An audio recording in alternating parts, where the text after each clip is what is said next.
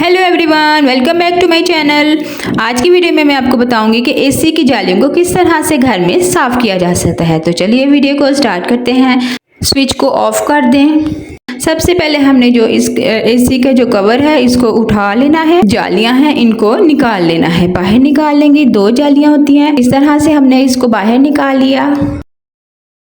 आप देख सकते हैं कि इनके ऊपर कितनी धूल मिट्टी पड़ी हुई है, जमी हुई है, जिसकी वजह से ना सिर्फ कूलिंग होती है और इससे आपका बिजली का जो बिल है वो भी बहुत ज़्यादा आता है। तो हमने क्या करना है, पानी का जो प्रेशर है इसके ऊपर डालना है, पानी से इसको साफ़ करना है।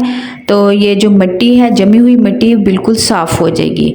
जालियाँ भी बिल्कुल साफ़ होती जाएंगी। साथ साथ जालियाँ गंदी होने की वजह से आपका जो बिजली का बिल है वो ज़्यादा आता है, कूलिंग भी सही तरीके से नहीं हो पाती और कमरा भी गर्म रहता है। तो आपने क्या करना है कि 1 महीने में तकरीबन आप एक बार अगर जालियों को घर में खुद ही साफ़ कर लेंगी ना, तो आपकी कूलिंग ज़बरदस्त होगी और आपको बाहर से किसी को बुलवाना भी नहीं पड़ेगा, ना ही आपके पैसे खर्च होंगे। क्योंकि बाहर से जो सर्विस करने वाले आते हैं तो वो तकरीबन 2,500-3 हज़ार तो ले ही लेते हैं। तो इससे बचने के लिए आप इस एसी की जो जालियां हैं इसको आप घर में खुद ही साफ़ करें। पानी से आप देख सकते हैं कितनी साफ़ होती जा रही हैं। इसके ऊपर जो जमी हुई मिट्टी थी वो भी साफ़ हो रही है, जाले वगैरह। तो अगर आप मेरे चैनल पे नए हैं तो वीडियो को लाइक करें, चैनल को सब्सक्राइब करें। वीडियो अच्छी लगेगी तो इसको लाइक भी कीजिएगा और प्यारा सा कमेंट भी दीजिएगा। तो यहाँ पे जो है वो जालियाँ साफ़ हो रही हैं। ये देखिए बिल्कुल साफ़ हो गई हैं, पानी से हमने इसको साफ़ किया है, बिल्कुल नीट एंड क्लीन हो गई हैं। अब हम इसको सूखने के लिए रख देंगे। जालियों का सूखना बहुत ज़रूरी है। इसको आप पंखे की हवा में भी सुखा सकते हैं और धूप की रोशनी में भी सुखा सकते हैं। यहाँ पे ये धुल चुकी हैं, अब हम इनको सुखाएंगे पंखे की हवा में। पंखे की हवा में इसको सुखाएंगे, सूखेंगे तो फिर ही हम फिट करेंगे, एसी में इसको फिट करेंगे। दोनों जो जालियां हैं इसको अब हम फिट करने जा रहे हैं। सूख चुकी हैं, एक जाली लगा दी है और फिर अब हम दूसरी जाली लगाएंगे।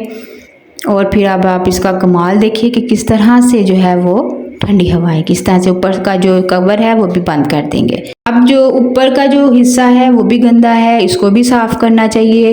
क्योंकि जब सर्दियाँ आती हैं तो एसी बंद हो जाते हैं और कुछ लोग जो है एसी कवर चढ़ा देते हैं ऊपर, कुछ जो है वो इस पर लापरवाही कर देते हैं तो गंदा हो जाता है। तो ये तकरीबन थोड़ी ही देर हुई है तो चले हुए, लेकिन फिर भी इसके ऊपर मिट्टी पड़ गई है। तो हमने क्या करना है, पहले खुश्क कपड़ा मारना है, फिर उसके बाद थोड़ा सा पानी डालना है शावर की मदद से, फिर इसको अपने सूती कपड़े से साफ़ कर लेना है। तो बिल्कुल ये नीट एंड क्लीन होता जाएगा।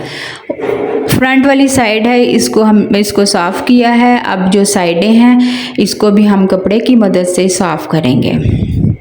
तो बहुत ही आसान है, थोड़ी सी बस मेहनत की ज़रूरत है। तो आप घर में एसी को साफ़ कर सकते हैं।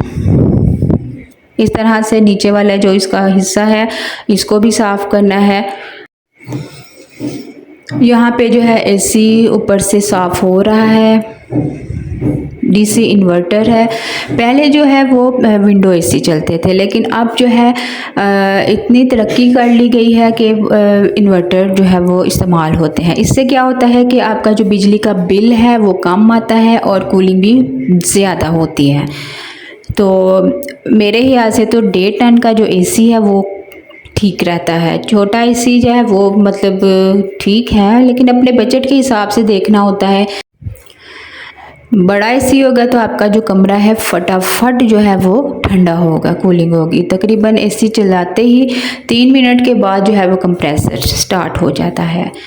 तो इस तरह से जो है बाहर की जो सफाई है वो हो रही है और अब हमारा जो एसी बाहर से बिल्कुल नीट एंड क्लीन हो चुका है, ऐसे जैसे कि न्यू है।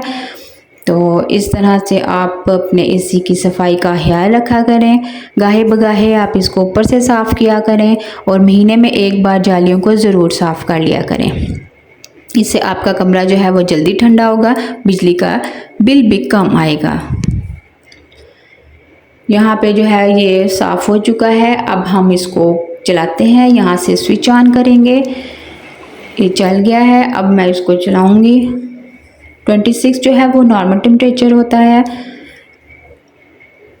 गर्मी बहुत ज़्यादा पड़ रही है तो 26 पे हमने इसको रख दिया तो कूलिंग होने शुरू हो गई है। ये हम महसूस कर सकते हैं, कूलिंग बहुत जल्दी होना शुरू हो गया है। जब ये इसकी जालियाँ गंदी थी तो बहुत ही देर बाद जो है वो चलता था और कमरा भी इतना ठंडा नहीं था होता, लेकिन जब जालियाँ इसकी साफ़ हो गई हैं तो फ़ौरन ही कूलिंग शुरू हो गई है। कमरा ठंडा होने लग गया है। जालियों के गंदे होने की एक वजह ये भी होती है कि हम साल हर साल जो है इसकी ग्रिल को साफ़ नहीं करते, तो जो मिट्टी धूल है वो जमती जाती है जिससे जो है वो कूलिंग नहीं होती और हमारा जो बिल है वो भी ज़्यादा आता है।